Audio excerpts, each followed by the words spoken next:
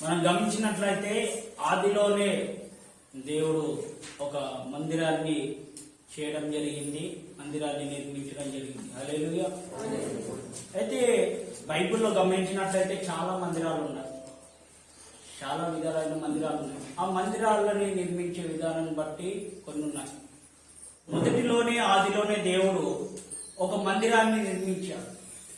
ఆ మందిరాన్ని దేవుడు అక్కడ చేసిన తర్వాత ఆ మందిరంలో ఉన్న ఆ బిడ్డలు దేవుడికి విరోధంగా వ్యతిరేకంగా పాపం చేయడం ద్వారా ఆ మందిరంలో నుండి వెలివేయబడ్డారు.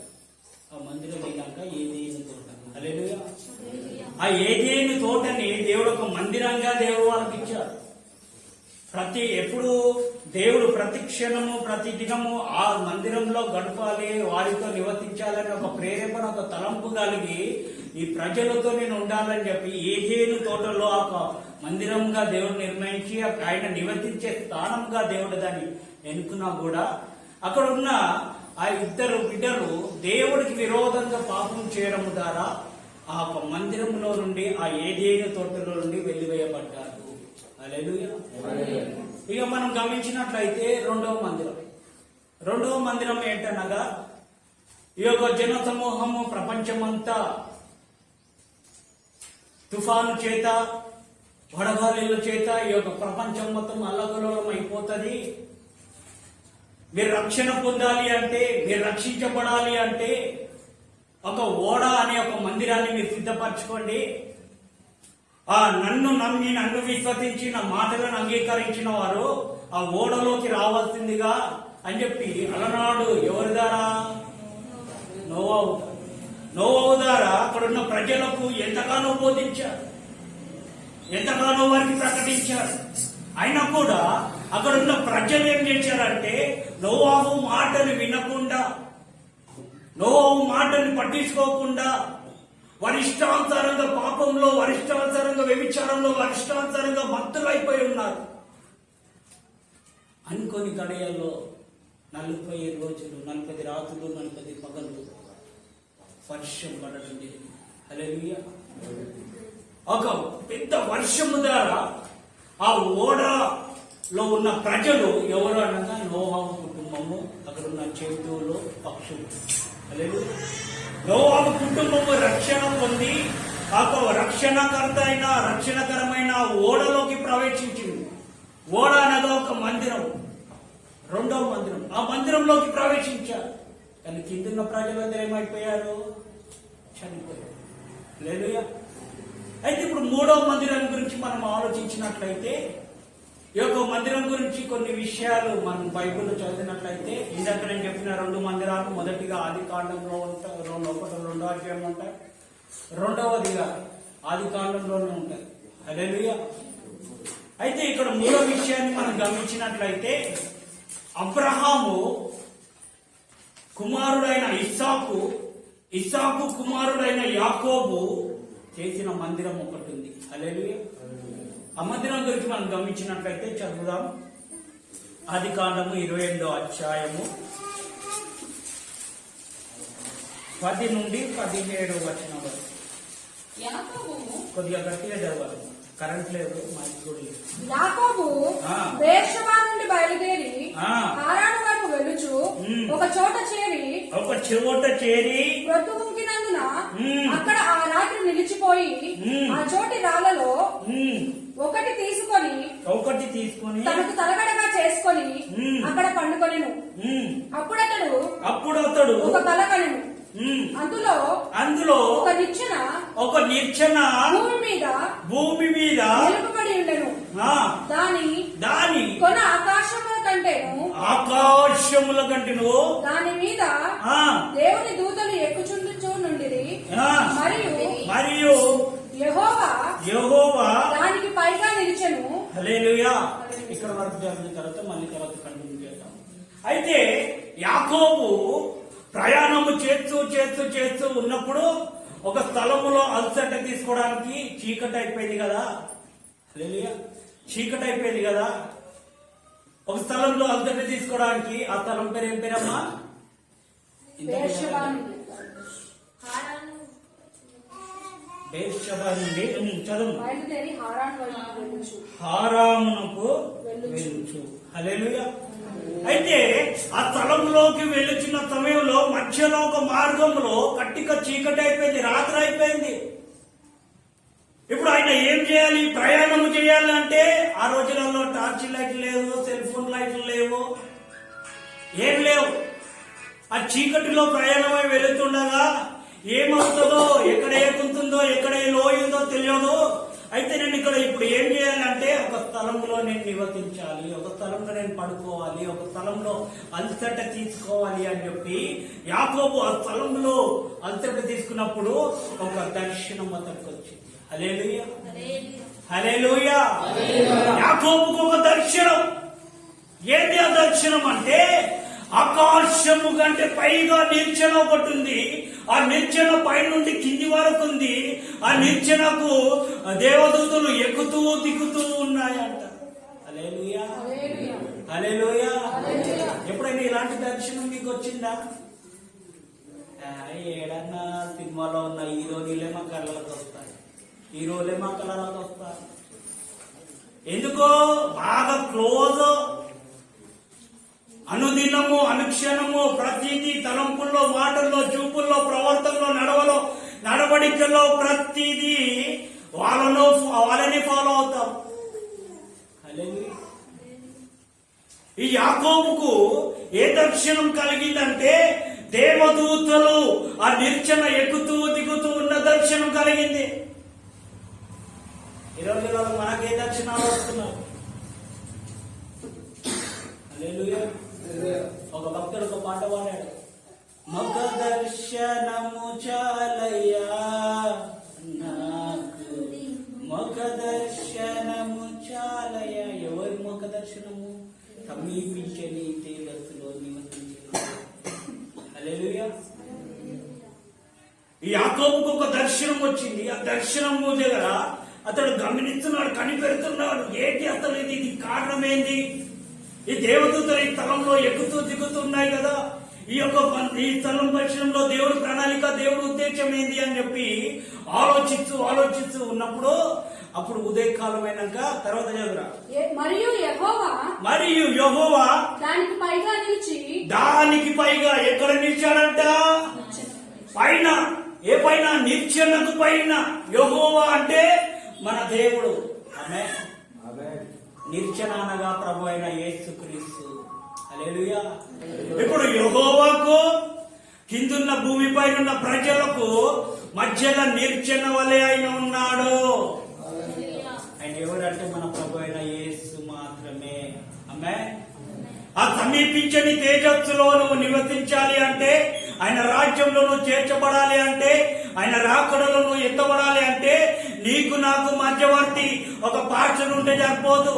నీకు నాకు మధ్యవర్తి మనుషులు ఉంటే సరిపోదు. నీకు నాకు మధ్యవర్తి ఎంతమంది ఉన్నా కూడా ఆయన ప్రభు అయిన యేసుక్రీస్తు మన మధ్యవర్తిగా ఉండకపోతే, మనం ఎంత భక్తి చేసినా కూడా, ఎంత ఆయన స్తుతించినా కూడా అది వ్యర్థమే. హల్లెలూయా. అందుకోసమే ఆత్మతో సత్యముతో ఆరాధించాలి. ఎప్పుడైతే నువ్వు ఆత్మతో సత్యముతో ఆయన సన్నిధిలో ఆరాధిస్తావో, ఎప్పుడైతే ఆత్మతో సత్యంతో ఆయన సన్నిధిలో మనసారా పూజిస్తావో, మనసారా మొరపెడతావో, అప్పుడు పరిశుద్ధాత్మ దేవుడు నీ హృదయంలో నివసిస్తాడు. ఆమేన్. ఆ పరిశుద్ధాత్మదేవుడు నీ హృదయంలో నివసించి వేచి ఆయన తన రాకడ కొరకై నిన్ను సిద్ధపరుస్తాడు. హల్లెలూయా, హల్లెలూయా.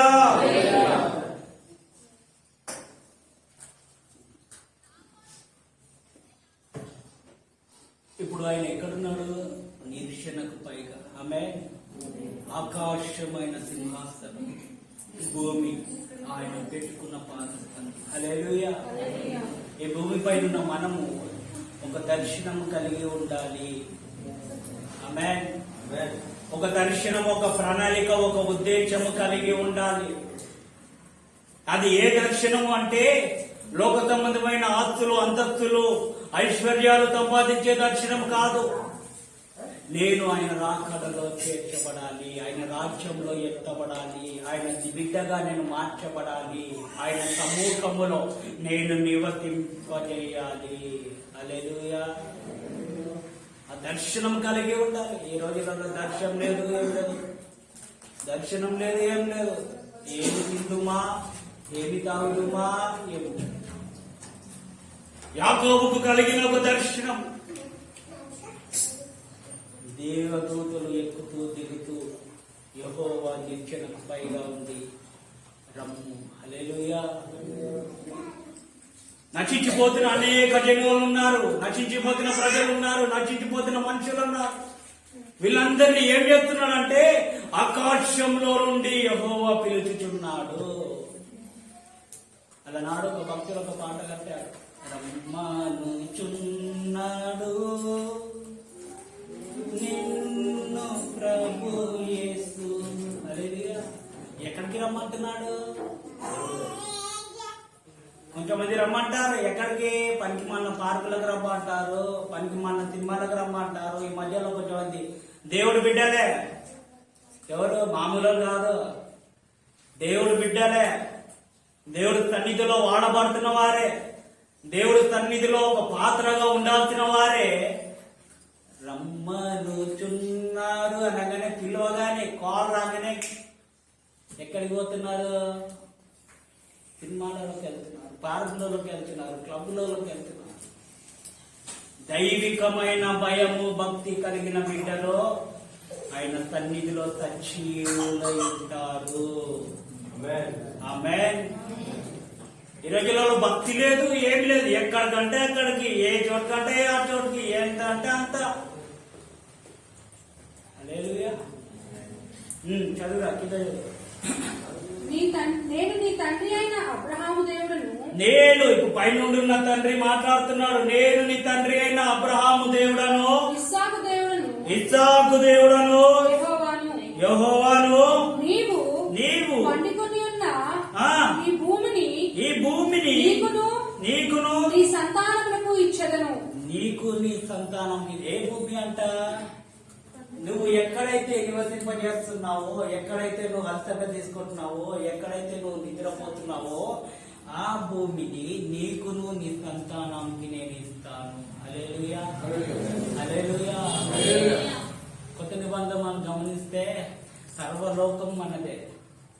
ఆమె విత్తేవాడికి విత్తే అంత లోకం ఉంది. ఈ రోజులలో విత్తనాల చేతిలో ఉంది. దేవుడి వాక్యము, సువార్త ఉంది, అనుభవం ఉంది, జ్ఞానం ఉంది, అన్ని ఉన్నా కూడా ఈ రోజులలో సేవలేరమ్మా అంటే అమ్మా, నశించిపోతున్న ఆత్మను రక్షించండి రమ్మా అంటే అయ్యా. హల్లెలూయా. ఒక భయము, వణుకు, కోత విచారంగా ఉంది. అని వాళ్ళు ఎవరు లేరు. యజమానుడు బాధపడుతున్నాడు. హల్లెలూయా. ఇక్కడ యాకోబు విషయంలో గమనిస్తే, నువ్వు పండుకున్న ఈ స్థలం ఉంది కదా, ఈ స్థలము నీకును నీ సంతానానికి నేను ఇస్తాను. ఆమేన్. చదువు. నీ సంతానం భూమి మీద లెక్కకు ఇసుక రేణువుల వలనను. ఇప్పుడు ఎట్లా అవుతుందంట? లెక్కకు ఇసుక రేణువలే అవుతుందంట. ఇసుకే ఎట్లుంటదమ్మా? పట్టుకుంటామా? లెక్క పెడతామా? లెక్క పెడతారా? ఏ తప్పు లేదు, ప్రజెంట్ లేదు, అబ్సెంట్ లేదు. అంటే ఫేస్ నోటులో కాకుండా ఎటు కాకుండా అంటున్నాను. సజీవులుగా ఆయన మందిరంలో ఉన్న వాళ్ళు హల్లెలూయా చెప్పండి. చదవండి. నీ సంతానం భూమి మీద లెక్కకు ఇసుక రేణువుల వలనను. నీవు పడమటి తట్టును, తూర్పు తట్టును, ఉత్తరపు తట్టును, దక్షిణపు తట్టును వ్యాపించదవు. భూమి యొక్క వంశములన్నీ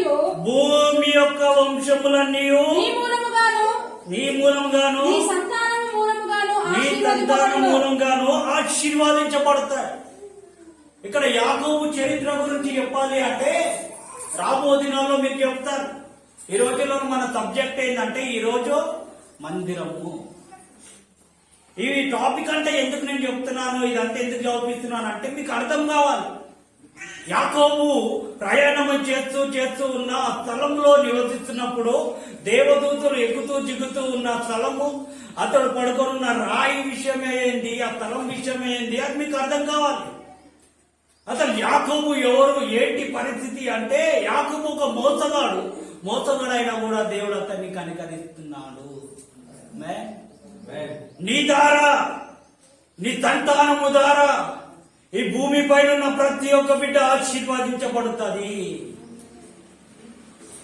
ఈరోజు మీ కుటుంబాల ద్వారా, మీ సాక్ష్యము ద్వారా, మీ ప్రవర్తన ద్వారా, మీ నడవడిక ద్వారా ఒక్క ఆత్మ రక్షణ పొందుతుందా?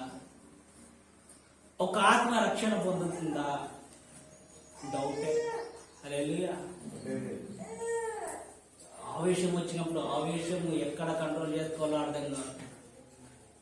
దీన మనసు ఉంటే వీళ్ళకంటే దీనులు ఎవరు లేరని చెప్పారు. హల్లెలూయా. ప్రతి విషయంలో దైవ భయము భక్తి కలిగి మనం నడుచుకోవాలి. ఆమేన్. చదువు. ఇదిగో నేను నీకు తోడయుండి ఎట్లుంటానయ్యా? తోడుగా ఉంటా. యాకోబు నువ్వు బాధపడుతున్నావేమో, బిగులు పడుతున్నావేమో, కృంగిపోతున్నావేమో, నీ అన్న, నీ యొక్క కుటుంబము, నీ నాన్న నిన్ను హెలవేసిరేమో, నీకు దుఃఖపరిచిరేమో, నీకు గాయపరిచిరేమో, నువ్వు వాళ్ళని మోసం చేసి వచ్చిన విషయం కూడా అక్కడ ఉంది. హల్లెలూయా. ఎన్ని చేసినా కూడా, నువ్వు ఎంత అక్రమం చేసినా, ఎంత మూర్ఖుడు అయినా, ఎంత దౌర్భాగ్యుడు అయినా కూడా, నీవు నా సన్నిధిలో యథార్థంగా ఉంటే నేను నీకు తోడై ఉంటాను. ఆమేన్. నా సన్నిధిలో పరిశుద్ధంగా నువ్వు ఉంటే, నా సన్నిధిలో నీ పాపాలను ఒప్పుకుంటే, నా సన్నిధిలో నీ హృదయాన్ని శుద్ధీకరించుకుంటే నేను నీకు తోడై ఉంటాను. ఆమేన్. హల్లెలూయా. నీవు వెళ్ళు ప్రతి స్థలమందు ఈ దేశములకు నిన్ను మరలా రప్పించెదను. నేను నీతో చెప్పినది నెరవేర్చే వరకు. అయితే ఇక్కడ మనం గమనిస్తే ఈ దేశముకు మరలా నేను రప్పించేదని అంటే అతడు ఎక్కడి నుండి ఎక్కడికి పోతుందో ఇంతకుముందు చదివాం. ఎందుకు వెళ్తున్నాడు? అతడు ఈ మ్యారేజ్ విషయమై సంబంధం చూసుకోవడానికి వెళ్తున్నాడు. ఈ రోజులలో సంబంధం చూడడానికి 10 మంది పోతారు. ఆ రోజులలో యాకోబు ఒక్కడే పోయి నువ్వు చూసుకోరా బాబు, మన బంధువులలోనే మన రక్త బంధువులలో ఎవరైనా ఉంటారేమో చూడు అని చెప్పి వాళ్ళ నాన్న పంపిస్తే వెళ్తున్నాడు. ఆయన ప్రయాణం చేసి వెళ్తున్నాడు. అప్పుడు జరిగిన సంభవాలు చదువుమా. నేను నీతో చెప్పినది నెరవేర్చే వరకు నిన్ను విడువనని చెప్పగా నిశ్చయముగా యెహోవా ఈ స్థలమందున్నాడు. ఆమేన్. నిశ్చయముగా యెహోవా ఇప్పుడు ఏ స్థలం అందున్నాడు? ఈ స్థలం మందు. ఈ స్థలం మందు అంటే మందిరములో ఉన్నాడు. ఆమేన్. దేవుడు మన మధ్యలో ఉన్నాడు, మందిరంలో ఉన్నాడు, ఆయన మనలో నివసిస్తున్నాడు అన్నవారు గట్టి హల్లెలూయా చెప్పండి. రైట్. చదువుమా. ఈ స్థలం మందు ఉన్నాడు. అది నాకు తెలియకపోయిననుకొని భయపడి ఈ స్థలము ఎంతో భయంకరము, ఇది దేవుడి మందిరమే గాని వేరొకటి కాదు. హల్లెలూయా. ఇప్పుడు మనం ఆరాధిస్తున్న మందిరం, ఇప్పుడు మనం నివసిస్తున్న మందిరం, మనం స్తుతిస్తున్న మందిరము, ఇది ఏ మందిరం? ఇది చెప్పాలి, గట్టి చెప్పాలి. మందిరానికి వచ్చిరా, గుడికి వచ్చిరా? మందిరానికి వచ్చింది కదా, కొద్దిగా గట్టిగా చెప్పండి. హల్లెలూయా. మనం స్తుతిస్తున్న దేవుడు, మనం ఆరాధిస్తున్న దేవుడు ఎవరైనా సజీవుడు, మృతుడు కాదైనా. ఆయన మృతుడే కానీ యుగ యుగములకు సజీవుడై ఉన్నాడు. సజీవుని ఆరాధిస్తున్న మనము వానకు తడిసిపోయిన కోడిలాగా ఉంటే ఎట్లా?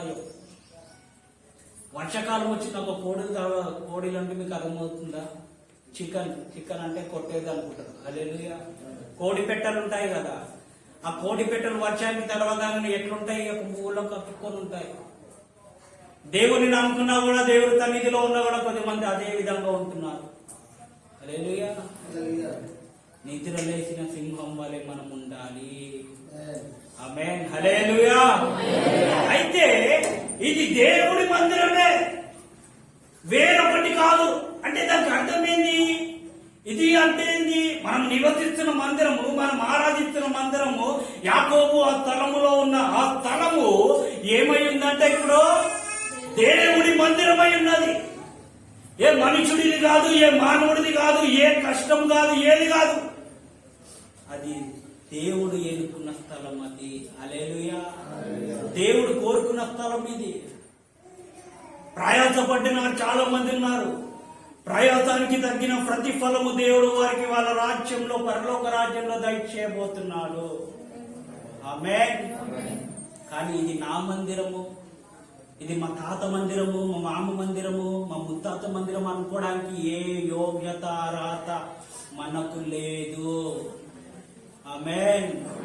గట్టిగా హల్లెలూయా. కారణం ఏంది? ఇది దేవుడి మందిరమే, దేవుడు కోరుకున్న మందిరమే ఇది. ఏ మనుషుడు కోరుకోలే, మనుషుడు చేయలే, మనుషులు ప్రయాసపడ్డా కూడా ఈరోజు నేను ఇక్కడ ఉన్నాను.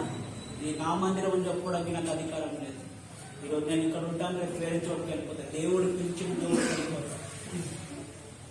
టెంపరీవరీయే, ఈ జర్నీ మొత్తం టెంపరీవరీయే, వచ్చిన వాళ్ళందరూ టెంపరీవరీయే, కానీ మందిరం పర్మనెంట్. అది ఎవరిది? యెహోవాది, మనుషులది కాదు. ఇది మా తాతది, మా మామది, మా ముత్తాతది, పెద్దయ్యది, చిన్నది, ఆయది కాదు, ఏ అయ్యది కాదు, ఏసయ్యది. ఆమేన్. హల్లెలూయా. చదమ్మా. అయితే ఇంకొక విషయాన్ని మనం గమనించినట్లయితే అక్కడ ఇది దేవుడి మందిరమే కానీ వేరొకటి కాదు. వేరొకటి అంటే అర్థమైంది, వేరొకటి అంటే అర్థమైంది. ఇదేమన్నా సింహాల క్రికెట్ ఆడే, చెప్పండి, క్రికెట్ ఆడేదా ఇది? కాదు. హల్లెలూయా. మావాడు మెడలు ఊపుకుంటున్నాడో లేకుంటే మెడలు ఇచ్చుకుంటున్నాడో అర్థమా? హల్లెలూయా. ఇది వేరొకటి కాదు. ఎందుకు? ఇది దేవుడి ఏర్పరచుకున్న, తన అనాది ప్రణాళికతో ఏర్పరచుకున్న మందిరం ఇది. ఆమేన్. అయితే ఈ విషయం గురించి మనం గమనించినట్లయితే ఇంకొక విషయాన్ని మనం చూసినట్లయితే యెషయా గ్రంథము 56వ అధ్యాయము 7వ వచనం.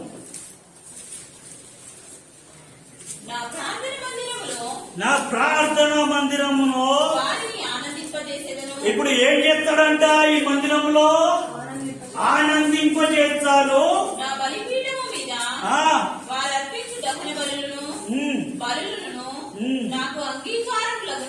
యెషయా గ్రంథము 56వ అధ్యాయము 7వ వచనం. నా మందిరము ఇప్పుడు ఏదంటే ఇది సమస్త జనులకు, నా మందిరము ఎస్సీ వాళ్ళకి, బీసీ వాళ్ళకి, ఓసీ వాళ్ళకు, ఆ కాపు వాళ్ళకు, వాళ్ళకు కాదు.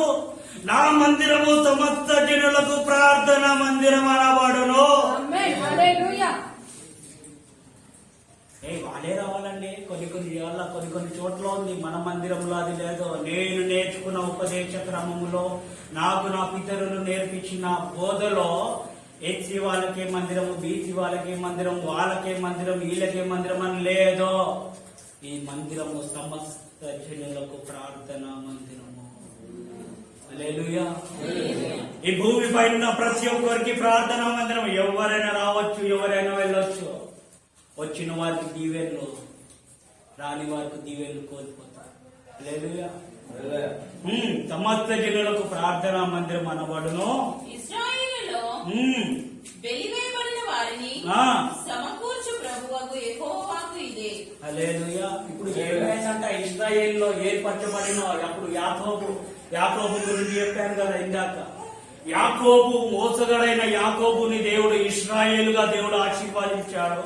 ఆశీర్వాదించినా కూడా ఆ ఇశ్రాయేలుగా ఆశీర్వదించిన ప్రజలు, ఆ జన సమూహం ఏమైపోయారంటే చెల్ల చెదరమైపోయారు. ఎక్కడైనా ఏ చోటుకెళ్ళలో వాళ్ళ ఇష్టాంతరంగా చేసుకుంటా ఎంజాయ్ చేసుకుంటున్నారు. ఆ చెదిరిపోయిన ప్రజలని సమకూర్చడానికి దేవుడు అలనాడు యాకోబు ద్వారా ఒక మందిరాన్ని దేవుడు నిర్మించాడు. ఈనాడు మనం గమనిస్తే యెషయా గ్రంథంలో ఇది సమస్త జనులకు ప్రార్థనా మందిరం అనబడును. ఆమేన్. ఎందుకు ఇది? చెదిరిపోయిన ఇశ్రాయేలు ప్రజలు, కోల్పోయిన ఇశ్రాయేలు ప్రజలు వాళ్ళు మరలా చేర్చబడాలి. అది ఎవరి ప్రణాళిక? దేవుడి ప్రణాళిక. ఆదిలో ఆదాము అవ్వ ద్వారా దేవుడు ఒక ప్రణాళిక, ఒక ఉద్దేశం కలిగి ఏదేను తోటను నిర్మించినప్పుడు ఆ తోటలో వారి విరోధంగా పాపం చేసి వెళ్ళిపోయారు.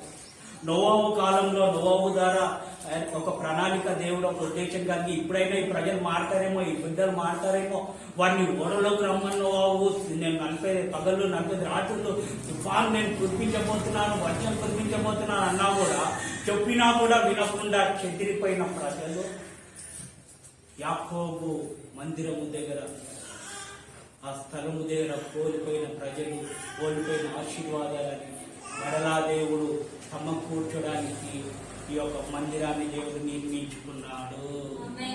ఆమేన్. హల్లెలూయా, హల్లెలూయా. ఇది ఏ మందిరం అనబడుతుంది ఇప్పుడు? ప్రార్థనా మందిరం. అది ఎవరు కోరుకున్న మందిరం? ఇది దేవుడు. ఆమేన్. ఎవరు నిర్మించారు ఇక్కడ? ఆయనకే అధికారము తప్ప ఇంకా వేరే వారికి ఇక్కడ అధికారము లేదు. హల్లెలూయా. ఇంకొక విషయాన్ని మనం గమనించినట్లయితే ఈ యొక్క మందిరంలో ఏమి నివసిస్తుంది అని చెప్పి ఆలోచిస్తే నిర్గమకాండము 40వ అధ్యాయము 34వ వచనం. అప్పుడు మేఘము ప్రత్యక్షపు గుడారమును కమ్మగా యెహోవా తేజస్సు మందిరమును నింపెను. ఇప్పుడు ఏం నింపుతుందంట మందిరాన్ని? యెహోవా తేజస్సు. ఇప్పుడు మన మందిరంలో నివసిస్తుంది ఏంటి అంటే, ఏంటన్నా ఫ్యాన్లు ఉన్నాయి, బాక్సులు ఉన్నాయి, ఆ లైట్లు ఉన్నాయి. ఆత్మీయమైన మనోనేత్రాలతో చూస్తే ఆయన మహిమ, ఆయన తేజస్సు మన మందిరంలో నివసిస్తుంది. హల్లెలూయా, హల్లెలూయా. ఇంకొక విషయాన్ని మనం గమనిస్తే ఈ యొక్క మందిరంలో కొంచెం మంది కొన్ని పనులు చేశారంట. దేవుడికి విరోధమైన పనులు, విరోధమైన కార్యాలు, దేవుడికి వ్యతిరేకంగా కొన్ని పనులు జరిగించారు. ఆ పనుల గురించి మనం చదువుతున్నట్లయితే మార్కు సువార్త 11వ అధ్యాయము 17వ వచనం.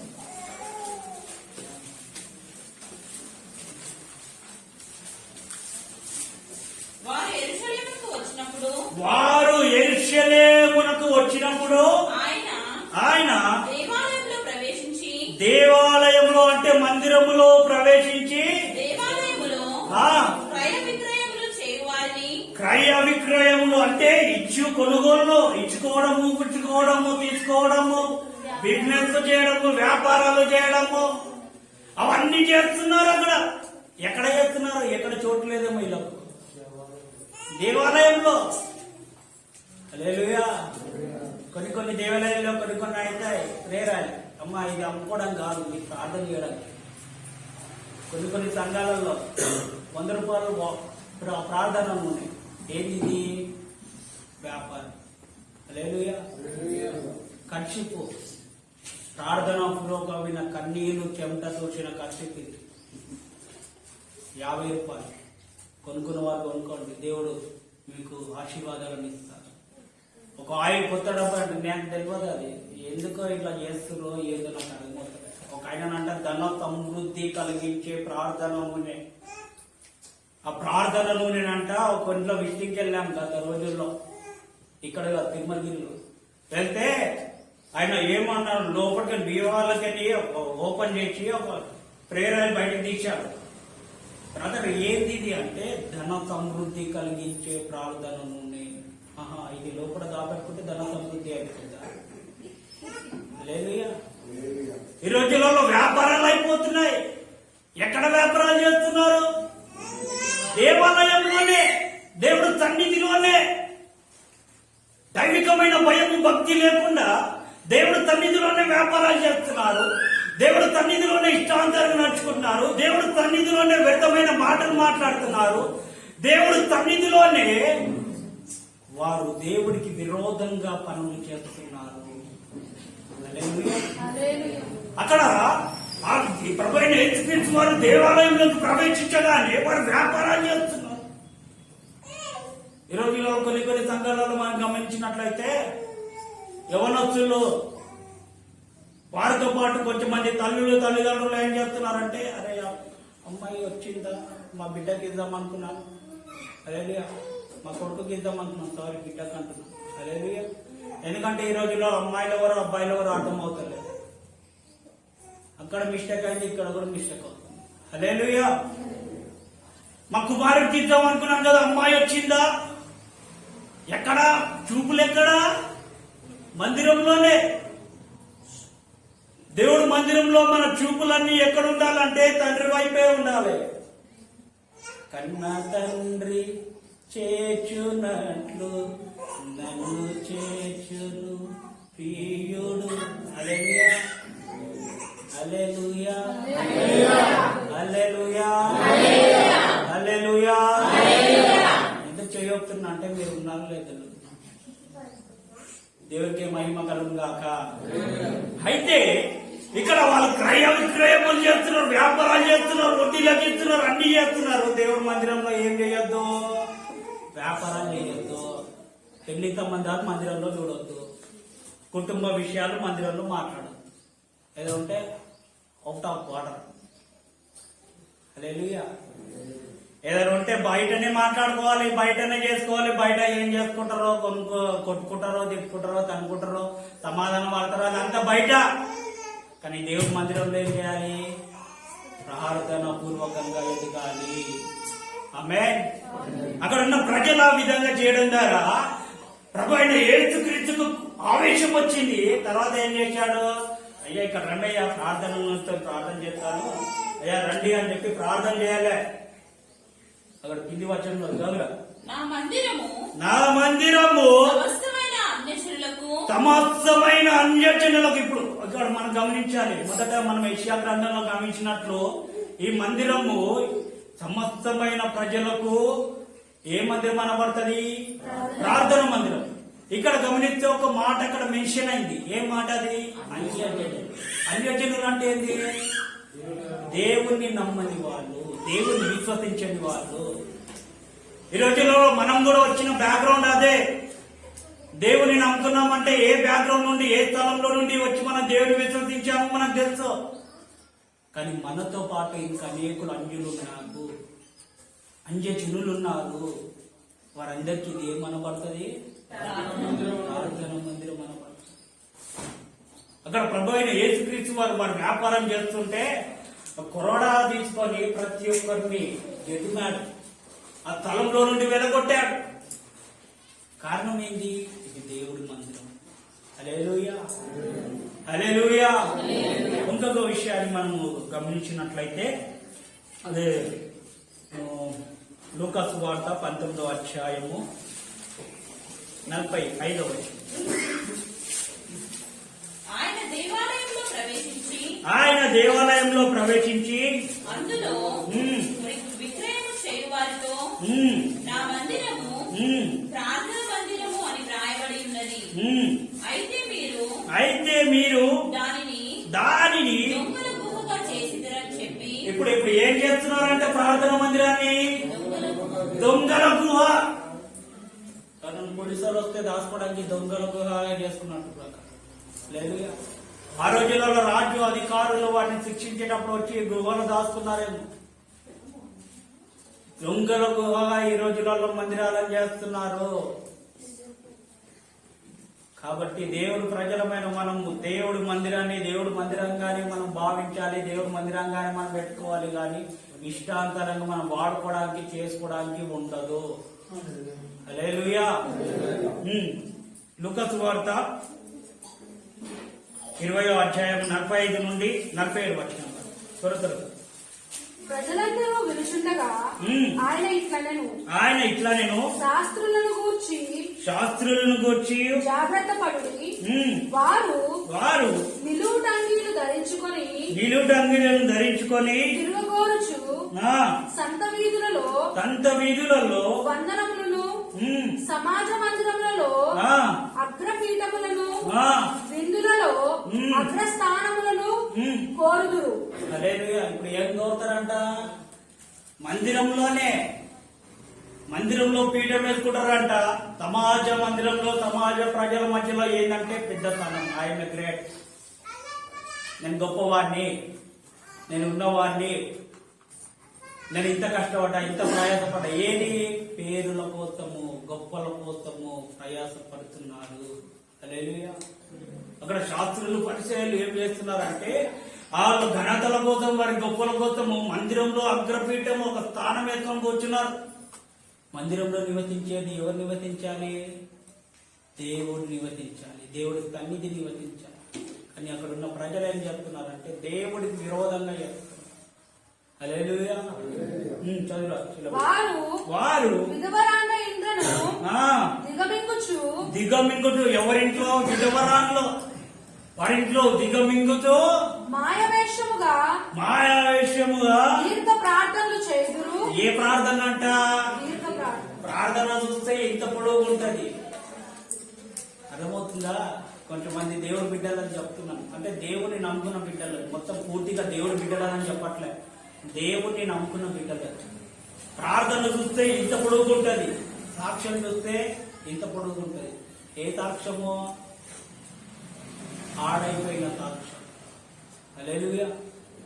ఆ దీర్ఘ ప్రార్థనలు చేసినా కూడా దేవుడు ఆ ప్రార్థనలకు సమాధానం ఇస్తాడా? నిన్న రోజు నాకు ఒక సిస్టర్ నన్ను అడిగింది, అన్న ప్రార్థనలో ఎంతసేపు ఉండాలి, ఎప్పుడు ఉండాలి, ఏంది? ఇప్పుడు లెంట్ డేస్ అయినాయి. ఆ లెంట్ డేస్ మనం ఎందుకు చేసుకోవట్లేదు అంటే, ప్రభు అయిన యేసుక్రీస్తు వారు బాప్టిజం తీసుకున్న తర్వాత అరణ్యంలో అపవాది చేత శోధింపబడడానికి వాక్యాన్ని ప్రజలకు ఏ విధంగా బోధించాలి, సువార్త పరిచయం ఏ విధంగా చేయాలో అని చెప్పి అరణ్యంలో ఆయన శ్రమ పడడానికి వెళ్ళాడు 40 రోజులు. కానీ ఇక్కడ మనం చూసినట్టయితే ఈ రోజులలో శ్రమ పడుతున్నారు ఏంటంటే శ్రమల కాలం అంటున్నారు. శ్రమల కాలం ఆల్రెడీ ప్రభు అయిన యేసుక్రీస్తు వారు బాప్టిజం తీసుకొని అరణ్యంలోనే శ్రమపరచబడ్డారు. ఈ సిలువ వేయబడడానికి ముందు శ్రమపరచబడలే. అందుకోసం ఒక రోజు గ్రూప్ లో మీకు మెసేజ్ లేట్ వచ్చింది, లెంట్ డేస్. హల్లెలూయా.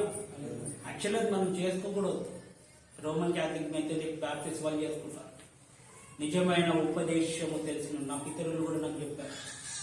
నిజమైన ఉపదేశం తెలిసిన వారు ప్రభు అయిన యేసుక్రీస్తు వారు బాప్టిజం తీసుకున్నప్పుడు 40 రోజులు శ్రమపరచబడ్డారు. కానీ సిలువ వేయబడడానికి ముందు శ్రమపరచబడలేదు, ఆయన గాయపరచబడ్డాడు. హల్లెలూయా.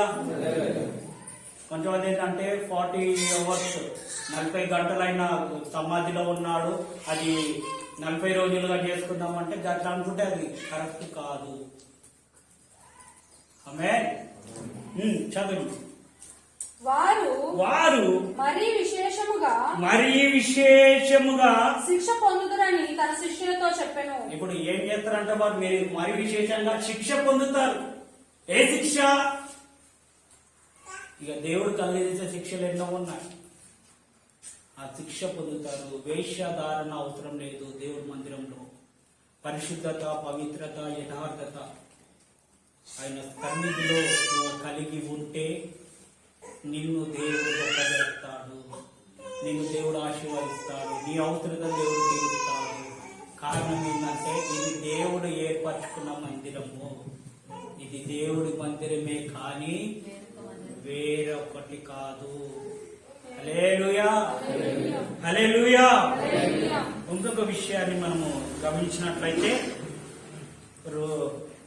4వ మందిరం, మొదటి మందిరము ఏదేను తోట గురించి చెప్పాను, 2వ మందిరము నోవా ఓడ గురించి చెప్పాను, 3వ మందిరము యాకోబు వేసిన ఆ స్థలము గురించి, అది దేవుడి మందిరమే కానీ వేరే ఒకటి కాదు అని చెప్పి యాకోబు అక్కడ ఒక రాయిని నిలిపాడు, దాని గురించి చెప్పాను. 4వ మందిరము ఇప్పుడు మనం గమనించినట్లయితే నిర్గమ కాండంలో ఉంటుంది. సమయం ఏమో దగ్గరగా వస్తుంది. వాక్యం చెప్పాలా? హల్లెలూయా. మీరు తొందరగా వస్తే తొందరగా వదిలేస్తుంది, మీరు లేట్ వచ్చింది కాబట్టి నాకు వాక్యం ఇంకా పొడిగిస్తా. హల్లెలూయా. సంతోషంగా ఉన్న వాళ్ళు హల్లెలూయా చెప్పండి. తొందరగా వదిలేయాలని చెప్పి అనుకున్న వాళ్ళు హల్లెలూయా చెప్పండి. హల్లెలూయా. సరే, నిర్గమ కాండంలో మనం గమనించినట్లయితే 26వ అధ్యాయము 15 నుండి 17 వరకు. మరియు మందిరమునకు తుమ్మకరతో నిలువు పలకలు చేయవలెను. పలక పొడవు 10 మూరలు, పలక వెడల్పు 3.5 ఉండవలెను. ప్రతి పలకలో ఒకదానికొకటి సరియైన 2 కుర్చీలుండవలెను. అట్లు మందిరపు పలకలన్నిటినీ చేసి పెట్టవలెను. ఇరువని పలకలు కుడివైపున అనగా దక్షిణ దిక్కున మందిరపు పలకలు చేయవలెను. మరియు ఒక్కొక్క పలక క్రింద దాని 2 కుసులకు 2 దిమ్మలను, ఆ 20 పలకల క్రింద 40 వెండి దిమ్మలను చేయవలెను.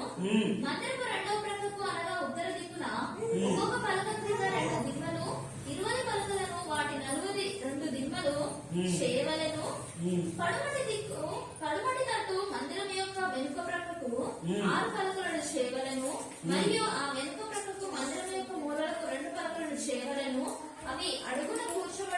ఇతరమున మొదటి ఉకరము కనుక ఒకదానితో ఒకటి అతికించబడాలను. హల్లెలూయా. ఇక్కడ మనం కింద చూస్తుంటే ఇంకా దాని కొలతలు ఏందో, పొడవులు ఏందో, ఎత్తులు ఏందో, దేని గురించి చేయాలో, ఎన్ని పూసులు పెట్టాలో, ఎన్ని కట్టలు చేయాలో అవన్నీ ఉంటాయి. అవన్నీ చదువుకుంటూ పోతే ఈరోజు టైం అయిపోతుంది. అయితే ప్రాముఖ్యంగా ఇక్కడ మనం గమనించినట్లయితే ఏదేను తోటలో ఒక తోట వేసి దేవుడు మందిరంగా దేవుడు దాన్ని నిర్మింపజేశాడు. నోవహు కాలంలో చెక్కల చేత ఆ ఓడని నిర్మింపజేసి అది ఒక మందిరంగా చేశాడు. యాకోబు కాలంలో మనం గమనించినట్లు ఒక రాయిని ఆ స్థలంలో నిలిపి ఇది దేవుడు మందిరమే కానీ వేరొకటి కాదని చెప్పి అన్నారు. ఈ యొక్క మోషే గారు నిర్మించిన ఈ మందిరం ఎలా ఉందంటే తుమ్మ కర్రతో చేశారు. హల్లెలూయా. ఏ కర్రతో? తుమ్మకర్ర. తుమ్మకర్ర దేనికి సాదృశ్యం అంటే మన జీవితానికి సాదృశ్యం. ఆమేన్. ఈ తుమ్మకర్రలాగా కొన్ని సార్లు మనకు కొన్ని ముళ్ళు వస్తాయి, హెచ్చింపులు వస్తాయి, ఘనతలు వస్తాయి. ఓ నేను గొప్పవాణ్ణి అని చెప్పి ఒక గర్వము, ఒక అతిశయం మనలో వస్తాయి. తుమ్మకర్ర అదే అతిశయిస్తుంది. నాకంటే బలమైన చెట్టు ఏది లేదే, నాకంటే బలమైన మొక్క ఏది లేదు, నా వంటి బలవంతులు ఎవరు లేరు అని చెప్పి అతిశయించడం కాదు. ఇక్కడ ఈ తుమ్మ చెట్టు విషయంలో, ఈ తుమ్మకర్ర విషయంలో మనం ఆలోచించినట్లయితే అది దేవుడు మందిరంలో ఒక పాత్రగా దేవుడు దాన్ని వాడుకుంటున్నాడు. ఆ విధంగా నిన్ను వాడుకోవాలని దేవుడు ఆశపడుతున్నాడు. ఆశ కలిగి ఉన్న వాళ్ళు. అయితే ఈ తుమ్మకర్రకున్న లక్షణాలు ఏంటి? దానికి ఎంత హెచ్చింపు ఉన్నా, ఘనత ఉన్నా, ఏదున్నా కూడా మొదట అది ఒక కర్ర వల్లే, ఒక చెక్క వల్లే మార్చబడిందంటే ఆ చెట్టు పైకి వెళ్ళి తీసుకొచ్చి ఇక్కడ పెడితే కవ్వదది. మొదట ఏం చేశారు? దాన్ని చెట్టును నరికారు. హల్లెలూయా. నరకడం అనగా అర్థం ఏంటంటే మన పాత జీవితము, పాత స్వభావము, పాత పద్ధతులన్నీ నరకబడాలి, చచ్చిపోవాలి. ఒక మొక్కని నరికిన తర్వాత, ఒక మొక్కని విడిచిపెట్టిన తర్వాత అది మళ్ళా చిగురిస్తుందా? చిగురించదు. కారణం ఏంటి? అది టోటల్ డెడ్, చచ్చిపోయింది. దేవుని నమ్ముకున్న తర్వాత, దేవుని విశ్వసించిన తర్వాత, బాప్తిజం తీసుకున్న తర్వాత నీ జీవితంలో పాత అన్ని చనిపోవాలి. కానీ ఆ పాత స్వభావాలు, పాత క్రియలు నీతిలో మళ్ళీ రిపీట్ అవ్వకూడదు. అలాంటి మనసు కలిగి మీరు ఉంటే అప్పుడు దేవుడు మిమ్మల్ని మందిరంలో ఒక పాత్రగా దేవుడు వాడుకుంటాడు. హల్లెలూయా. ఆ ముళ్ళులు ఉంటాయి. తుమ్మకర్రకు ముళ్ళులు ఉంటాయా? పండ్లు ఉంటాయా? ఆపిల్ పండ్లు ఉంటాయా? బనానా ఉంటుందా? హల్లెలూయా.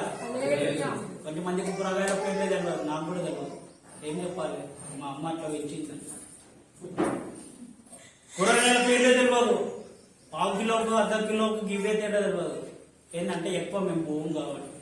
అయితే కొంతమంది జీవితంలో ఏ ఫలం ఏందో, ఏ చెట్టు ఏందో, తుమ్మ చెట్టుకి జామకాయలు వస్తాయంటే అవునా అంటారు. హల్లెలూయా. అయితే ఈ యొక్క తుమ్మ చెట్టు విషయంలో మనం ఆలోచించినట్లయితే దానికి ముళ్ళులు ఉంటాయి.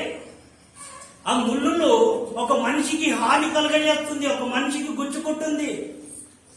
ఆ ముళ్ళు నరికి వేయబడాలి. ఆ ముళ్ళే మన నాలుక. హల్లెలూయా. మనుషుడు కత్తి చేత కాదు కానీ, బలం చేత కానీ కాదు కానీ, దేని చేత మనిషిని గాయపరుస్తాడు, దేని చేత మనిషిని చంపేస్తాడు అంటే నోటి నాలుక, మాట చేత. హల్లెలూయా. నీ మాటలన్నీ నరికేయబడాలి. ఏం నరకబడాలి? ఇప్పుడు నీ మాటలు ఓవర్ టాకింగ్ ఉండకూడదు. లిమిట్ టాకింగ్ ఉండాలి. హల్లెలూయా. లిమిట్ టాకింగ్ ఉండాలి, వాకింగ్ ఎక్కువ ఉండాలి. ఆరోగ్యానికి మంచిది. టాకింగ్, వాకింగ్ ఓవర్ స్పీడ్ అయిపోయింది అనుకో, ఎటు కాకుండా స్తోత్రం అయిపోతాం. హల్లెలూయా. ఇప్పుడు ఆ ముళ్ళులు నరికివేయబడాలి. ఆ ముళ్ళులు అంటే నీ మాటలు. పాత ఆదిలో నువ్వు దేవుణ్ణి నమ్ముకోకు, నువ్వు ఎలా మాట్లాడుతుండే, ఎలా జీవిస్తుండే, ఎలా నడుచుకుంటుండే, అవన్నీ నరకబడాలి, శుద్ధీకరించబడాలి. అప్పుడైతే దేవుడు నీకు మందిరంలో పాత్రగా వాడుకుంటాడు. మూడో విషయాన్ని మనం గమనించినట్లయితే ఆ తుమ్మకర్రకున్న ఆ చర్మం, ఆ తోలుని తీసేస్తారు. హల్లెలూయా. హల్లెలూయా. ఆ చర్మాన్ని తీసేసేటప్పుడు ఆ తుమ్మకర్రకు ఎంతో బాధ, వేదన, రోదన కలుగుతుంది. మన చర్మము డాక్టర్ వచ్చి ఇట్లా పోసి ఏం లేదు, జస్ట్ సింపుల్ మామ, ఇట్లా కట్ చేస్తాము, నీలో ఉన్న విషపూరితమైన ఆ రోగాన్ని బయటికి తీసి కుట్లే చెప్తాము అంటే మనం పేషెంట్ అంకుల్ అని చెప్పంటామా? భయపడతాము, బాధపడతాము, ఆ నొప్పి తట్టుకోలేము. అదేవిధంగా తుమ్మకర్ర విషయంలో మనం ఆలోచించినట్లయితే దానికి ఉన్న తోలు తీసేటప్పుడు దానికి ఎంత బాధ కలిగినా కూడా, ఎంత వేదన కలిగినా కూడా, ఎంత దుఃఖముతో ఉన్నా కూడా యజమానుడి చేతికి అప్పగిస్తుంది. హల్లెలూయా. యజమానుడి చేతికి ఒక పాత్రగా అది తుమ్మకర్ర అప్పగించుకుంది. అంటే దానికి అర్థం ఏంటంటే దేవుడు వాక్యం చెప్పేటప్పుడు, దేవుడు మాటలు చెప్పేటప్పుడు దేవుడు నీతో మాట్లాడతాడు.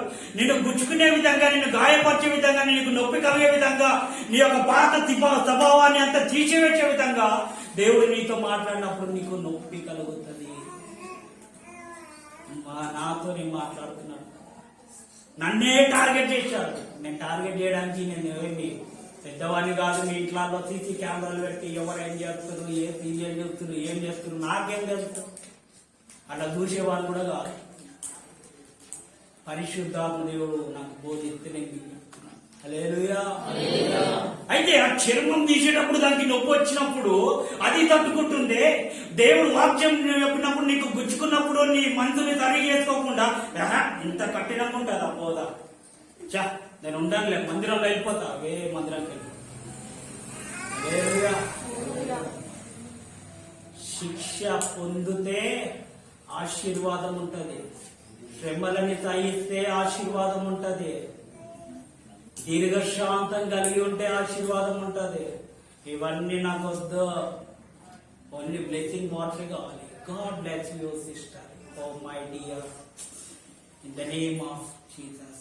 ఇదిగో ఒక దేవుడు నీతో చెప్తున్నా, ఇలాంటి ఆశీర్వాదకరమైన దేవుడు చెప్పకున్నా కూడా దేవుడు నీతో చెప్తున్నాడంట. ఏం చెప్తున్నాడు మనం వాళ్ళ ఇంట్లో సంగతి వాళ్ళకి తెలియదు. మొదట స్టడీ చేసుకోవాలి. దేవుడు వాక్యం మనతో మాట్లాడినప్పుడు అరే ఇది నా కోసమే, నా మాటల ద్వారా మిస్టేక్ ఉంది, నా క్రియల ద్వారా, నా ప్రవర్తన ద్వారా, నా నడవడిక ద్వారా దేవుడి మందిరంలో వ్యతిరేకంగా నేను చేస్తున్నాను అని చెప్పి నిన్ను నువ్వు ఏం చేసుకోవాలి, సరి చేసుకోవాలి, వాక్యానికి అప్పగించుకోవాలి. వాక్యానికి అప్పగించుకోకుండా విరోధంగా మాట్లాడితే దాని శిక్ష ఫలము దేవుడి దగ్గర ఉంది. గత మీద పోయిన వారంలో చెప్పాను కదా, ఆయన ఎవరెవరికి కావాల్సిన జీతాలని మంత్రి శాలరీ ఎట్లా ఇస్తున్నారో అట్లా ఆయన దగ్గర జీతం ఉందంట. ఆ జీతం ఇస్తాం మరి, క్రియలకు తగ్గట్టు జీతము. హల్లెలూయా. అయితే ఈ విధంగా ఉన్న ఈ తుమ్మకర్రని దేవుడు మందిరంలో ఒక పాత్ర వలె వాడుకున్నాడు. హల్లెలూయా. దేవుడు నిన్ను కూడా ఒక పాత్రగా వాడుకోవాలి, దేవుడు మందిరంలో ఒక పాత్రగా వాడుకోవాలి అంటే మొదటిగా నువ్వు చచ్చిపోవాలి. ఎట్లా సూసైడ్ చేసుకోవాలి? ఈ చచ్చిపోవడంగా శరీరకంగా నీకున్న కోరికలు, పాపపు క్రియలు, పాపపు తలంపులని నువ్వు చంపేసుకోవాలి. రెండవదిగా నీ నోటిని, నీ నాలుకని నువ్వు అదుపులో పెట్టుకోవాలి. మూడవదిగా యజమానుడి చేతికి ఆ తుమ్మకర్ర ఏ విధంగా అప్పగించుకుందో అప్పుడు ఆ తుమ్మకర్ర మందిరంలో ఒక పాత్రగా వాడుకోవాలి. ఈరోజు దేవుడు వాక్యానికి, దేవుడు దైవసేవ చెప్తున్న బోధకు నీ హృదయాన్ని నువ్వు అప్పగించుకుంటే, సమర్పించుకుంటే దేవుడు నిన్ను ఒక పాత్రగా దేవుడు వాడుకోబోతున్నాడు. హల్లెలూయా. చెప్పి అలసిపోతున్నాను కానీ మీకైతే నిద్రలో వస్తున్నాయో నాకు అర్థమవుతుంది. హల్లెలూయా. ఇంకొక విషయాన్ని మనం గమనించినట్లయితే ఈ యొక్క ప్రత్యక్ష పూర్వరం గురించి మనం గమనిస్తే చదవండి. నిర్గమకాండం 26వ అధ్యాయము 26వ వచనంలో సేమ్ తుమ్మకర్ర గురించే ఉంటది. తుమ్మకర్రతో అడ్డుకర్రలను చేయవలను. మందిరము యొక్క ఒక ప్రక్క పలకలకు 5 అడ్డుకర్రలను. హల్లెలూయా. ఇప్పుడు ఏం చేయాలంటే తుమ్మకర్రలతో అడ్డుకర్రలు. ఇప్పుడు ఆ చరిత్ర చదువుకుంటుంటే ఒక్కొక్కటి ఎక్స్ప్లెయిన్ చేయాలంటే టైం పడుతుంది. అడ్డుకర్రలను చేయాలి. అడ్డుకర్రలు అంటే ఏంటి? ఒక గ్రిప్, ఒక బార్డర్, ఒక ఫౌండేషన్. ఒక వ్యక్తి ఒక మందిరాన్ని కానీ ఒక బిల్డింగ్ కన్స్ట్రక్షన్ కానీ చేసేటప్పుడు మొదట అతడు ఏం చూస్తాడు? పునాది చూస్తాడు. కింద పునాది కరెక్ట్ ఉందా లేదా, దీనిపైన ఇంత బరువు అవుతుందా లేదా. హల్లెలూయా. మందిరానికి దేవుడు నిన్ను ఒక పునాదిగా, ఒక స్థిరమైన పునాదిగా దేవుడు వాడుకోవాలనుకుంటున్నాడు, ఒక స్తంభంగా వాడుకోవాలనుకుంటున్నాడు. ఆ స్తంభము కదులదు. ఎలా ఉంటది? అది స్థిరముగా ఉంటుంది. ఆమె ఈ యొక్క అడ్డుకర్రల విషయంలో కూడా గమనిస్తే, ఈ యొక్క అడ్డుకర్రల విషయంలో అది స్థిరముగా నాటబడే విధంగా ఉంటుంది. అపవాది క్రియలు, అపవాది తలంపులు మధ్యలోకి వచ్చినప్పుడు ఒక అడ్డుకర్ర వలె నువ్వు అడ్డుగా ఉంటావు. ఆయన సన్నిధిలో ప్రార్థించాలి, ఆయన సన్నిధిలో కనిపెట్టాలి, ఆయన సన్నిధిలో మొరపెట్టాలి, ఆయన సన్నిధిలో గోజాడాలి. అప్పుడు ఆ అడ్డుకర్ర లాంటి అనుభవం నీకు కలుగుతుంది. హల్లెలూయా. ఇంకొక విషయాన్ని మనము గమనించినట్లయితే చదవండి, నిర్గమకాండం 34వ అధ్యాయము 26వ వచనం. భూమి యొక్క ప్రథమ ఫలములలో మొదటివి నీ దేవుడైన యెహోవా మందిరంలోకి తేవలెను. ఇప్పుడు ఏం చేయాలంటమ్మా? ఇప్పుడు మందిరం అయిపోయింది, ప్రత్యక్ష గుడారం నిర్మించబడ్డది, దేవుడి సన్నిధి అక్కడ ఉంటుంది, దేవుడు మహిమ, దేవుడు తేజస్సు మందిరంలో ఉంటుంది. ఇప్పుడు మందిరంలోకి మనం ఏం చేయాలి? ఏం తేవాలి? అంటే అది దేని విషయమయ్యే? మీరు వేస్తున్న మొక్కలకు కానీ అర్థమవుతుందా? మొక్కలు గత రోజుల్లో మా తల్లిగారు వేస్తాను, దాన్ని బట్టి ప్రభునామానికి మహిమ కలుగును గాక. ఒక మొక్క మొలిచింది, మొదటిగా ప్రథమ ఫలము ఎక్కడికి రావాలి? దేవుడు మందిరానికి రావాలి. అరే మొక్క మొలిచిందా, ఫస్ట్ నేనే తింటాను, నాకు ఇష్టమైన వాళ్ళకి నేను వండి పెడతాను. ఈ యొక్క కాయ పండింది కదా, నాకు ఫేవరబుల్ గా ఉన్న వారికే నేను ఇస్తాను అని చెప్పి అనుకోవద్దు. ప్రథమ ఫలము ఎక్కడికి రావాలి? దేవుడు మందిరంలోకి రావాలి, దేవుడి సన్నిధికి రావాలి. నీ గర్భాన పుట్టిన ప్రథమ ఫలము ఎక్కడ వాడబడాలి? దేవుడి మందిరంలో ఒక పాత్రగా వాడబడాలి. అది దేవుడికి ఇష్టం, అది దేవుడి ప్రణాళిక, దేవుడి ఉద్దేశము. ఏ యోగ్యత లేని, ఏ అర్హత లేని మనల్ని ఆయన విరిగి నలిగిన హృదయము చేత నలగబడుతున్న మనము ఆయన సన్నిధిలో ఉంటున్న మన పట్ల ఆయన కృప చేపించి గత అనాది ప్రణాళికలో తండ్రి సింహాసనము విడిచిపెట్టి వృద్ధుడుగా ఈ లోకానికి వచ్చి ప్రాణం పెట్టాడు కదా. అది ఎందుకో? అది జస్ట్ ఆయన టైం పాస్ చేసుకున్నాడు అనుకుంటున్నాడా? మన గర్భాన పుట్టబోతున్న ప్రథమ ఫలము దేవుడిది. ఆమేన్. అది దేవుడికి ఇవ్వాలి. ఆ ప్రథమ ఫలాన్ని నువ్వు దేవుడికి ఇవ్వకుండా నీ ఇష్టాంతరంగా ఎంత వాడుకున్నా కూడా దేవుడు పట్టుకోవాల్సిన టైంలో పట్టుకుంటాడు. ఆమేన్. అయితే ఈ ప్రథమ ఫలాన్ని దేవుడికి ఇచ్చి తర్వాత దేవుడా మేక పిల్లలను దాని తల్లి పాలతో ఉడకబెట్టకూడదనను. హల్లెలూయా. ఇప్పుడు మేక పిల్లలు అంటే అర్థమైంది, చిన్న పిల్లలు. చిన్న పిల్లలు అంటే మీరే. దేవుడి సన్నిధిలో పిల్లలు అంటే ఎవరు? విశ్వాసులు. తండ్రి అంటే ఎవరు? ఇంకిస్తలే, దైవజనుడు. హల్లెలూయా. అయితే మేక పిల్లలు అంటే తండ్రి పిల్లలని ఏ పాలతో ఉడకబెట్టకూడదంట? తల్లి పాలతో, లోక సంబంధమైన పాలతో కాదు. ఇప్పుడు ఉడకబెట్టాల్సింది, నడిపించాల్సింది ఏ పాలతో ఎదిగింపజేయాలంటే దేవుడి వాక్యం అనే ఉపదేశం అనే పాలతో. ఆమేన్. ఈ పాలతోనే మిమ్మల్ని ఎదిగింపజేయాలి. మీకు బలము, ఆరోగ్యము, సమృద్ధి ఎక్కడ ఉంటుందంటే దేవుడు వాక్యం అనే పాలల్లో. అయితే ఇప్పుడు దేవుడు మందిరానికి తీసుకొచ్చారు ప్రథమ ఫలాన్ని, దేవుడు మందిరానికి తేవాల్సిన అర్పణలు తీసుకొచ్చారు, దేవుడు మందిరానికి ఇవ్వాల్సిన కానుకలు ఇచ్చారు, దేవుడు మందిరానికి ఇవ్వాల్సిన తొలిచూలు దేవుడు మందిరానికి తీసుకొచ్చారు. ఇప్పుడు అది ఎవరు వాడుకోవాలి? హల్లెలూయా. క్లియర్. ఇప్పుడు అది ఎవరు వాడుకోవాలి? దైవజనులు వాడుకోవాలి. అది యాజకులుగాను. ఆ వాక్యం మనం గమనించినట్లయితే చదవండి. లేవియ కాండము 14వ అధ్యాయము 13వ వచనం.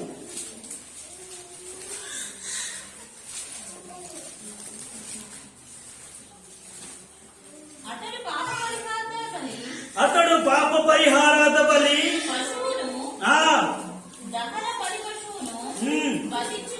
వధించుచు ఆ గొర్రె పిల్లని ఏ స్థలంలో? పరిశుద్ధ స్థలంలో. ఎక్కడో పనికిమన్న స్థలంలో కాదు, పరిశుద్ధ స్థలంలో ఆ గొర్రె పిల్లని వధింపవలెను. పాప పరిహారార్థ మైన దాని వలె అపరాధమైన ఇప్పుడు ఎవరు దాదు అంటే ఇది యాజకుడిది. ఇప్పుడు పాప పరిహారాల బలి అయినా, అపరాధ పరిహారాల బలి అయినా, కృతజ్ఞత కానుకలైనా, కన్వెన్షన్ లో పెట్టిన కానుకలైనా, తొలిచూలు అయినా ఇప్పుడు ఎవరు తగ్గుతుంది? యాజకులది. యాజకులదైన దాంట్లో 9 చూశారనుకో, నిబంధన మందతాన్ని పడిపోతుంటే పట్టుకోవడానికి కదా ఒక రాజు. ఆయన ఏమైపోయాడు? చచ్చిపోయాడు. అందుకోసమే యాజకులకు వచ్చే దాంట్లో, యాజకులకు వచ్చే అర్పణ దాంట్లో, యాజకులకు వచ్చే దాంట్లో 9 చూస్తే అది మీకు ప్రమాదము. హల్లెలూయా. దేవుడికి మహిమకరంగా మనం జీవించే బిడ్డలుగా ఉండాలి. ఏదేమైనా కూడా దేవుడికి వాళ్ళు చెప్పుకుంటారు. వాళ్ళు ఏం చేస్తున్నా సంబంధం లేదు. కానుకలు ఎంత వస్తున్నాయి? ఇంచుమించు ఒక 2000 దాకా రావచ్చు. ఆ 2000 లెక్క కూడా దేవుడికి మేము చెప్పాలి. ఆమె 9 చూస్తే ఆ లెక్క మీరు చెప్పాల్సి వస్తుంది, శిక్ష అనుభవించాల్సి వస్తుంది. హల్లెలూయా.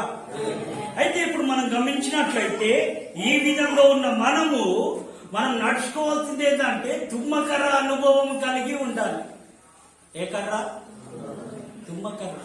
తుమ్మకర్ర బలమైనది, బలముగా వాడబడుతుంది, బలమైన కార్యాలు దాని ద్వారా జరుగుతుంది. టేకు కూడా తుమ్మకర్రతో. హల్లెలూయా. ఆ విధంగా నీ పాత స్వభావాన్ని, పాత జీవితాన్ని చంపుకోవాలి. రెండవదిగా ముందు నీ నోటిని అదుపులో పెట్టుకోవాలి. మూడవదిగా వాక్యము చేత దేవుడు నిన్ను ఎంత పుచ్చినా కూడా, ఎంత నోచుకున్నా కూడా ఆయన చేతికి అప్పగించుకోండి. అప్పుడు దేవుడు మిమ్మల్ని ఒక పాత్ర వలె, ప్రభు మిమ్మల్ని ఆయన సన్నిధిలో వాడుకొనుగాక. రాబో దినాల్లో ఇంకొక 5వ మందిరం అనేది ఒకటి ఉంది. దాని తర్వాత చివరిగా ఒక మందిరం ఉంది. ఆ మందిరం గురించి నేను వీలైతే వచ్చే వారంలో చెప్తాను, లేదంటే ఒక 2 నిమిషాల్లో చివరి మాట నేను చెప్పి ముగించేస్తాను. చివరిగా మనము సాల్మోన్ రాజు కట్టిన మందిరము, అదొకటి ఏంది? రాళ్ల చేత, అధికారుల బలము చేత, ఈ యొక్క ఫౌండేషన్ చేత కట్టబడింది. అయితే ఇది ఏంటి? టెంపరీగానే మందిరాలు కట్టబడుతున్నాయి. పర్మనెంట్ గా మనకు ఒక మందిరం ఉంది. ఆ మందిరంలో మనం నివసింపజేయాలి. ఆ మందిరంలో మనం నివాసం చేయాలి అంటే మనము ఏ సంబంధమైన మందిరంగా కట్టబడాలి అంటే ఆత్మ సంబంధమైన మందిరంగా కట్టబడాలి. హల్లెలూయా. ఎందుకంటే ఈ సబ్జెక్ట్ మళ్ళీ నెక్స్ట్ వీక్ చెప్పాను అనుకో, టాపిక్ మొత్తం డైవర్ట్ అయిపోతుంది. సాల్మోన్ రాజు కట్టిన మందిరము అది 5వ మందిరం. అది ఎట్లా అంటే మామూలుగా పునాదులు వేసి ఫౌండేషన్ రాళ్ల చేత, దాని చేత, పాల రాళ్ల చేత కట్టారు. అది అయిపోయింది. తర్వాత ఇంకొక విషయాన్ని మనం గమనించినట్లయితే చివరిగా లాస్ట్ టోటల్ డెడ్ ఎక్కడికి వస్తుందంటే మనం మందిరముగా కట్టబడాలి. ఏ మందిరంగా కట్టబడాలి అంటే ఆత్మ సంబంధమైన మందిరముగా. ఆ విషయాన్ని మనం గమనించినట్లయితే 1 పేతురు 2వ అధ్యాయము 5వ వచనం.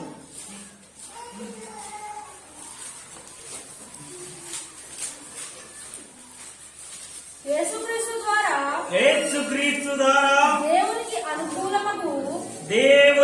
అనుకూలమగు. ఇక్కడ మనం గమనించాలి, ఎవరికి అనుకూలమగునట్లంట? దేవుడికి. మనుషులకు అనుకూలంగా మనం నడుచుకోవద్దు, మనుషులను సంతోషపెట్టే విధంగా మనం ఉండవద్దు.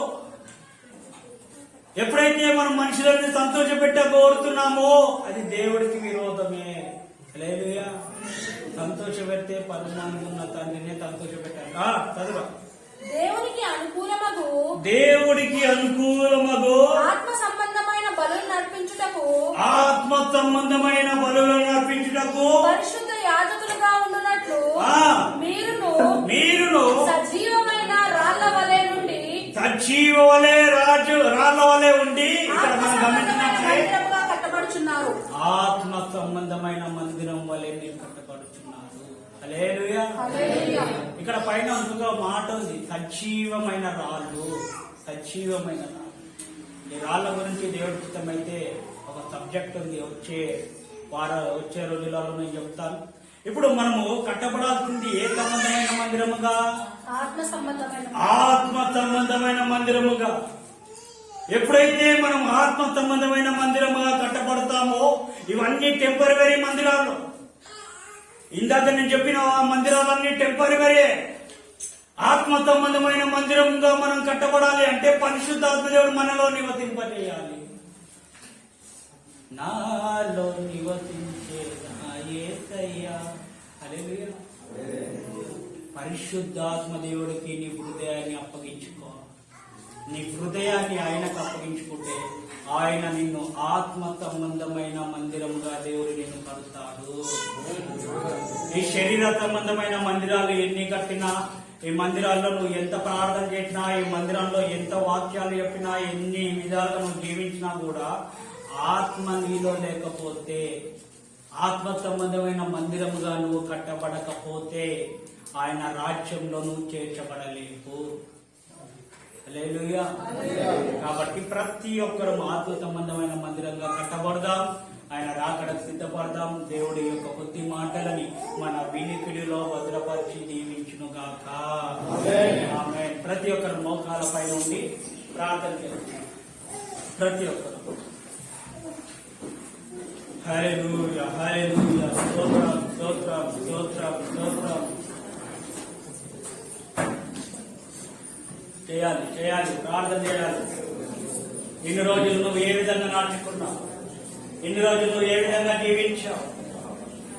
శరీర సంబంధమైన మనుషుల మీద శరీర తలంపులు, శరీర ఆలోచనలు, శరీర ఉద్దేశాలు కలిగిన నడుచుకున్నావా?